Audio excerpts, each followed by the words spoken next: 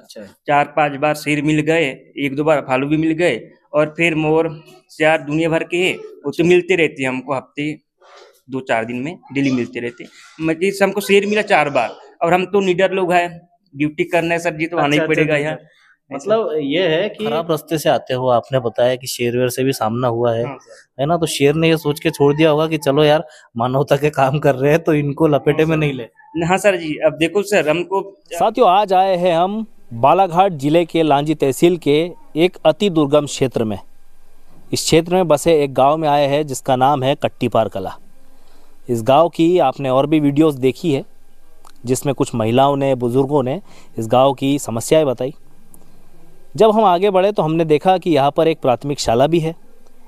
तो हमने सोचा कि आइए देखा जाए कि शाला में किस प्रकार से पढ़ाई होती है, कितने बच्चे यहाँ पर पढ़ते हैं और शिक्षक किस प्रकार से यहाँ की शिक्षा प्रणाली में अपना योगदान दे रहे हैं। चलिए देखते हैं साथियों। तो साथियों, जैसे जैसे आगे बढ़ते गए हमने देखा कि इतने दुर्गम क्षेत्रों में यह प्राथमिक शाला बसी हुई है। प्राथमिक शाला में एंट्री लेते से ही हम देखते हैं महात्मा गांधी जी की तस्वीर, सरस्वती माँ की तस्वीर, यहाँ पर छोटे छोटे बच्चे हैं, भीमराव अंबेडकर जी की तस्वीर है।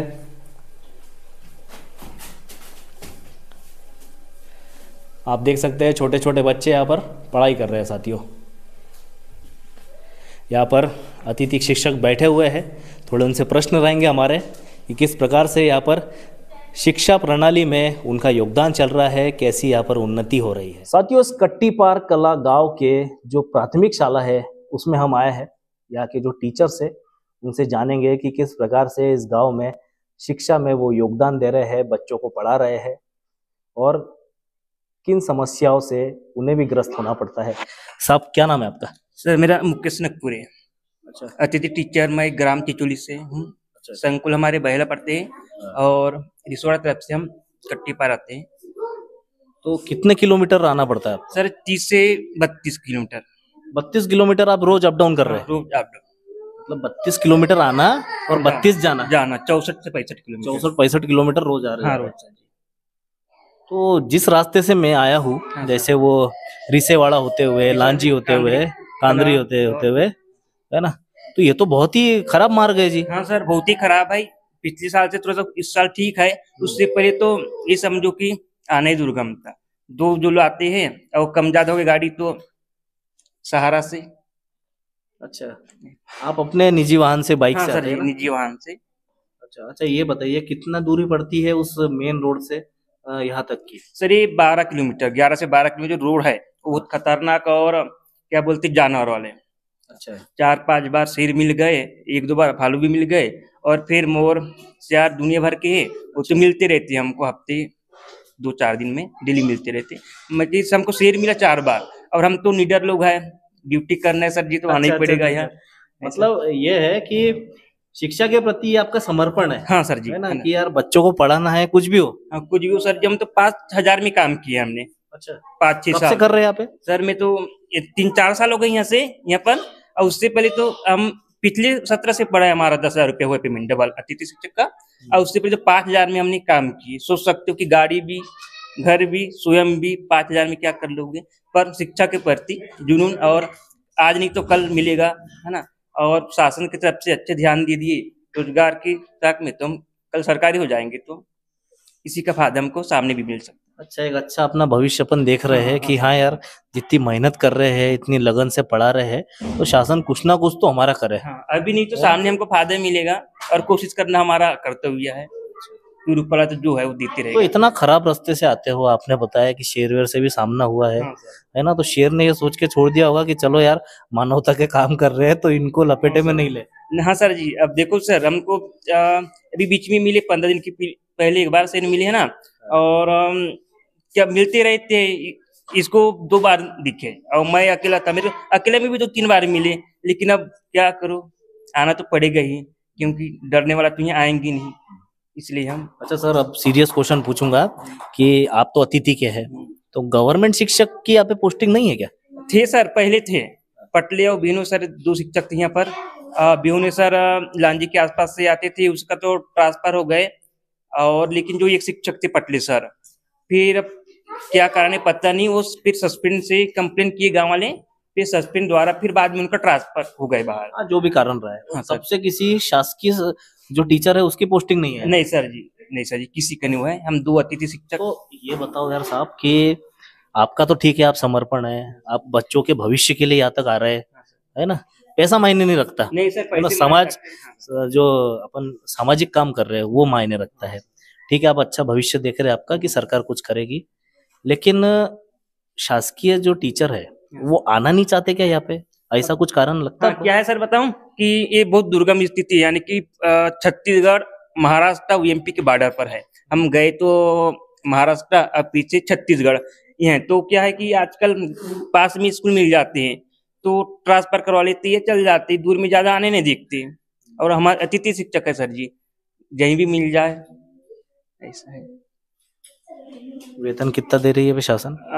अभी तो पिछले वर्ष से अक्टूबर से 10,000 रुपये हो सर जी। उसके पहले जितनी भी अतिथि शिक्षक की हूँ मैंने 5,000 में की हूँ, और 9 माह 10 माह तक। अच्छा, 10,000 मात्र कट पिट के पूरा? 10,000 रुपये में अपने भी पढ़ने, गाड़ी जो भी। हाँ वही तो, 10,000 कट पिट के। 10,000 रुपये। तो ये मानो कि 100 रुपये समथिंग पेट्रोल मान लो अपन, 130 रुपये है ना, गाड़ी एवरेज देती है 60 का, है ना, तो 1 लीटर पेट्रोल तो रोज का जल रहा है। अब सर जी 120 रुपये का पेट्रोल लगता है, 150 से 200 तो डालना ही पड़ेगा। क्योंकि अपन अपने घर के काम हाँ। से भी घूमते हैं, हाँ है ना, तो ये मान लो कि कम से कम 3,000 3,500 तो आप पेट्रोल में फूक हाँ, रहे हैं। 3-3,500 रुपये पेट्रोल में, और फिर स्कूल के लिए कम ज्यादा रहे तो कुछ मदद कर दो अपनी हिसाब से बच्चों के लिए। अब सर प्राथमिक स्तर के बच्चे तो प्राथमिक स्तर के बच्चे हो, जितने प्यार से रखेंगे उतने आएंगे। ऐसे हम तो सर जी बच्चे इधर उधर जंगल भी भाग जाते हैं, हम तो पकड़ कर लाते हैं यहाँ पर, है ना। हम 10:30 बजे स्कूल में पहुंच जाते हैं, क्योंकि 1.5 घंटा 1.25 घंटा लगते हैं, है ना।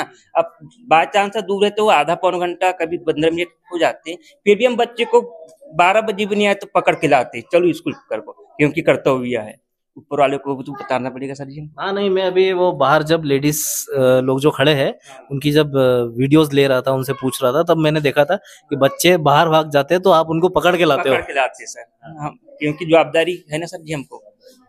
और देखो सर, इतने पूरे यहाँ पर दूसरे समाज के लोग हैं, हम पढ़े लिखे हैं, तो हमारे को भी समझदारी होना चाहिए कि कौन देखेगा इनको, है ना। सही बात है। हम इनको पढ़ाएंगे, आगे बढ़ेंगे तो गांव शिक्षित होगा, बच्चे शिक्षित होगा, और हमारा भी नाम रहेगा सामने। साथियों, जिस प्रकार से आपने सुना, हम यहाँ पर कट्टीपार कला गांव में आए हुए हैं। ये गांव बालाघाट का जो लांजी तहसील है साथियों, बालाघाट जिले के, ये मध्य प्रदेश का जिला है। इसकी लांजी तहसील में हमारा पड़ोसी जिला है, हम गोंदिया जिले से ये बॉर्डर साझा करता है, और इसके अति दुर्गम क्षेत्र में और नक्सल प्रभावित क्षेत्र में बसा हुआ गांव है।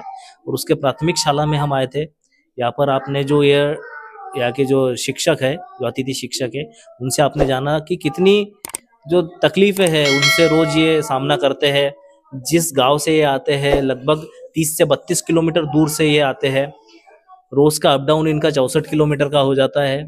जिस गांव से, जिस क्षेत्र से, जिस रोड से ये आते हैं, वो रोड पहाड़ियों से होते हुए आता है, जो कांदरी घाट कहलाता है, और वहां से कट्टीपार कला जो गांव है 10 से 12 किलोमीटर मेन रोड से पड़ता है। सड़कें बहुत खराब है, उसका सामना करके कई वन्य प्राणी इनको दिखते रहते हैं, शेर से सामना हो गया है, और उसके बावजूद समर्पित है यहाँ की शिक्षा के लिए। वे चाहते हैं कि यहाँ के बच्चे शिक्षित बने, यहाँ पर जो टैलेंट है इस गांव का वो आगे बढ़े, यहाँ के बच्चे आगे और भी नाम कमाए। इसी प्रकार से और खबरें देखने के लिए साथियों, और विशेषकर से इन अति दुर्गम क्षेत्रों में हम जाके आपको खबरें बताते रहते हैं। आपने कुछ हमारी पुरानी वीडियोस भी देखी, जिसमें आपने हमारे गोंदिया जिले के जो दुर्गम गांव है वहाँ पर हम गए, दंदाड़ी, उसके बाद में पिपरिया और सालेकसा। ये अति दुर्गम क्षेत्र है साथियों, नक्सलग्रस्त क्षेत्र है। इसी प्रकार से खबरें देखने के लिए निरंतर आप बने रहिए हमारे साथ में। हमारे YouTube channel Gondia news Hindi को लाइक करें, सब्सक्राइब करें और शेयर करें। धन्यवाद।